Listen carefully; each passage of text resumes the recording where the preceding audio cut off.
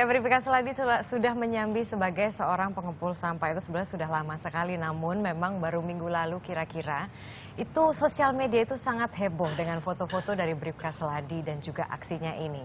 Nah, karena penasaran maka itu kami hadirkan sosoknya langsung pagi ini di IMS. Selamat pagi Bribka Seladi atau Pak Seladi, selamat datang di IMS. Selamat pagi, Assalamualaikum warahmatullahi wabarakatuh. Waalaikumsalam Pak Seladi. Dan di sebelahnya juga sudah ada AKBP Deki Hendarsono selaku Kapolres Malang Kota. Selamat pagi Pak Deki. Selamat pagi. Iya. Assalamualaikum warahmatullahi wabarakatuh. Waalaikumsalam Pak. Saya langsung ke Pak Seladi dulu. Memang tadi kan sudah dijelaskan secara singkat begitu ya, bahwa Pak Seladi ini memang menyambi sebagai seorang pengepul sampah itu sejak 2004. Itu karena untuk memenuhi kebutuhan dari keluarga. Kalau boleh tahu, kami tidak perlu spesifik angkanya. Memang selama ini gaji yang Anda terima itu di kisaran berapa sampai akhirnya Anda harus menyambi? Ya, kalau gajian cukup untuk keluarga, namun dengan adanya menyambi itu untuk tambahan dalam arti sampingan. Sampingan itu alhamdulillah ya bisa untuk sehari-harinya bisa mendukung untuk kebutuhan keluarga saya. Jadi kalau yang gajian bulanan dari pemerintah, dari negara, alhamdulillah cukup. Cukup. Tapi yang jelas setiap hari kadang-kadang untuk butuh sedikit untuk belanja apa daripada ngambil gajiannya, lebih baik gajiannya ditabung, kemudian cari tambahan dari pemulung itu tadi. Memang Ya, kebutuhan Allah. apa? Kebutuhan apa Ya. Pak Seladi? Maksudnya Ya, yang karena tidak tertutupi selama ini? Untuk tiap hari kan mungkin untuk istilahnya beli-beli garam atau cabai misalnya gitu ya. Jadi saya ambilkan dari itu. Jadi sebetulnya nggak cukup juga dong Pak Seladi. Kalau misalnya kebutuhan dasar makanan saja harus sambil nyambi gitu. Ya memang apa? Saya kan inginnya seperti itu. Mohon maaf ya. Jadi memang kebutuhan, tapi kebutuhan itu kan nggak begitu betul-betul apa ya kurang dah. Saya meliriknya itu kan rezeki kok dibuang-buang, itu rezeki halal, rezeki barokah, nggak merugikan masyarakat, ya kemudian nggak korupsi, ya bukan nggak munafik, nggak mau rezeki, ndak kesananya ndak. Yang jelas saya inginnya seperti itu karena sesuai keinginan saya, daripada dibuang-buang ini lebih baik saya kumpulkan untuk tambahan ya mungkin kebutuhan di sehari-hari. Sekolah anak juga katanya? Ya alhamdulillah sekolah anak saya sampai yang pertama itu D3 karena mau S1 ya belum cukup mungkin biaya yang jelas ini. D3 aja, yang satunya juga D2 dari UM itu juga sudah selesai, sekarang inginnya meneruskan sebagai polisi ya bapaknya seperti ini, insya Allah mudah-mudahan mohon doa restu. Saya ini mengucapkan terima kasih dulu kepada Bapak Kapolri, Bapak Kapolda Jawa Timur, Bapak Diki, komandan saya, Kapolresta Malang, kemudian Pak David selalu memberi support kepada saya, jadi memberi support kepada anak saya, alhamdulillah. Anak saya mudah-mudahan apa yang saya bimbing selama ini jadilah nanti contoh kepada masyarakat keseluruhan, mungkin mohon maaf bisa diambil hikmahnya dari bapaknya. Baik, Pak Seladi ini kan sudah bekerja sebagai polisi selama 16 tahun, betul ya Pak ya? Bekerja di unit administrasi Satuan Lalu Lintas Kepolisian Resor Kota Malang, ini memberikan pelayanan pemberian SIM, betul Pak? Ya. Nah, biasanya yang gini ya, faktanya ini merupakan apa ya?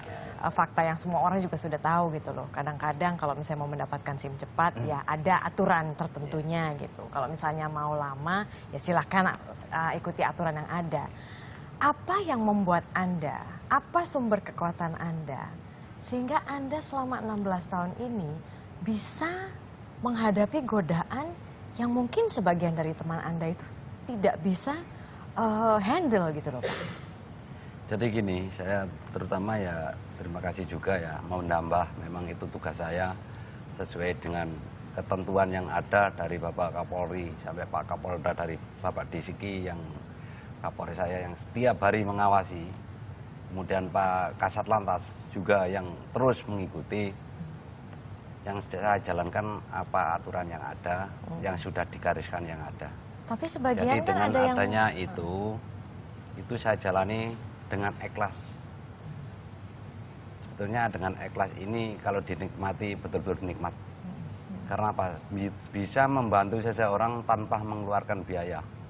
Karena biaya SIM itu adalah cuma 120, itu yang baru, kalau perpanjangan cuma 80, itu roda 4 atau SIM A. Namun kalau orang itu minta bantuan saya, bukanlah saya gak mau rezeki, enggak, ya. Kemudian saya malaikat, bukan. Pak Sladi orang bersih, enggak. Saya enggak, manusia enggak mungkin, enggak ada salah. Gak ada apa itu keinginan ke sana. Tapi alhamdulillah berkat didikan orang tua saya yang di desa misalnya. Ojo njukuk barang sih nggak bener, katanya demikian. Ya, jadi yang jelas saya walaupun dikasih siapa aja, saya nggak mau kalau ada hubungnya SIM. Sesuai perintah dari Pak Diki, jadi jangan memungut apa saja. Kita kan pelayanan, mengayomi, melayani, membantu masyarakat. Baik. Gitu loh. Pesan dari orang tua Anda itu Anda terima dan Anda ingat ketika umur berapa, Pak? Ya mulai sejak kecil, karena orang tua saya kan orang tua desa ya di sana. Istilahnya apa?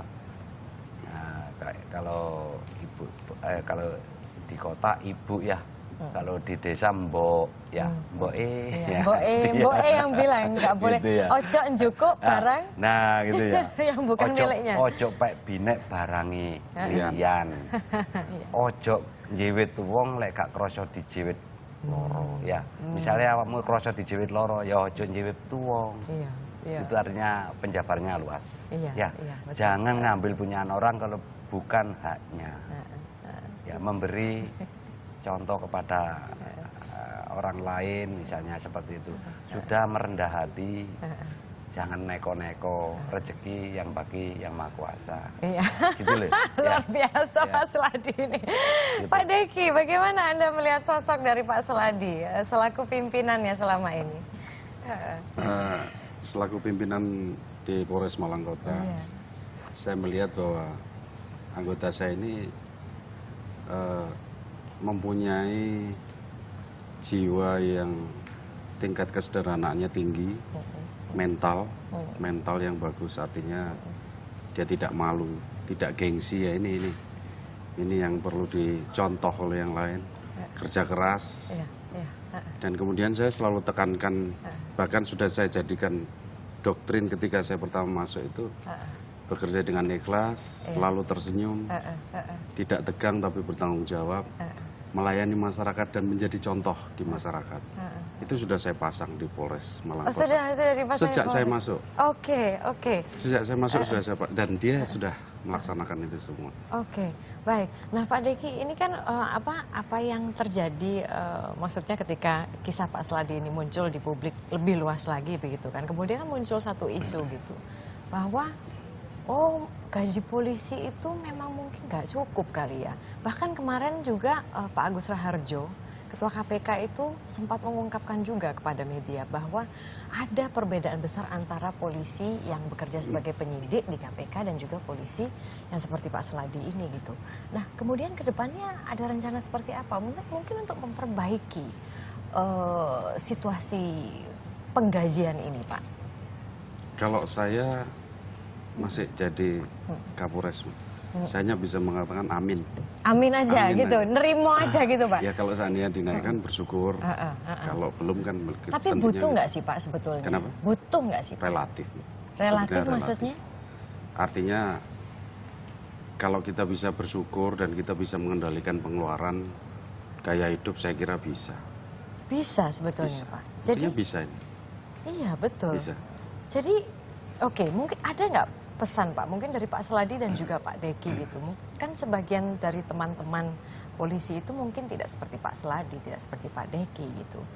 Bagaimana bisa menyeragamkan sikap yang sangat baik di kepolisian ini agar itu bisa dirasakan oleh seluruh anggota kepolisian?